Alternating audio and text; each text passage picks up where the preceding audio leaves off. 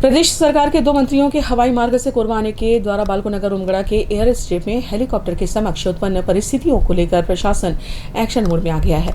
Runway की हालत को लेकर 2 उद्योग प्रबंधन को नोटिस जारी किया गया है। समिति इस बात को सुनिश्चित करेगी कि मामले में लापरवाही थी या कुछ और वजह रही है। कोरबा सीतामढ़ी क्षेत्र में आयोजित एक कार्यक्रम में शामिल होने के लिए वित्त मंत्री ओपी चौधरी और स्वास्थ्य मंत्री श्याम बिहारी जायसवाल पहुंचे थे।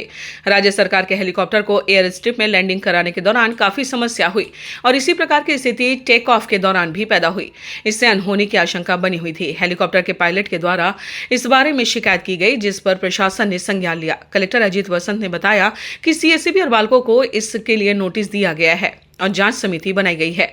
जांच रिपोर्ट के आधार पर इस मामले में अगली कार्रवाई की जाएगी। बालको के एयर स्ट्रिप पर माननीय जनप्रतिनिधियों के आगमन के समय में विमान के पायलट के द्वारा रनवे के निर्माण में मानकों की अनदेखी की शिकायत की गई, जिनके कारण विमान को टेक ऑफ और लैंड करने में परेशानी उत्पन्न हुई।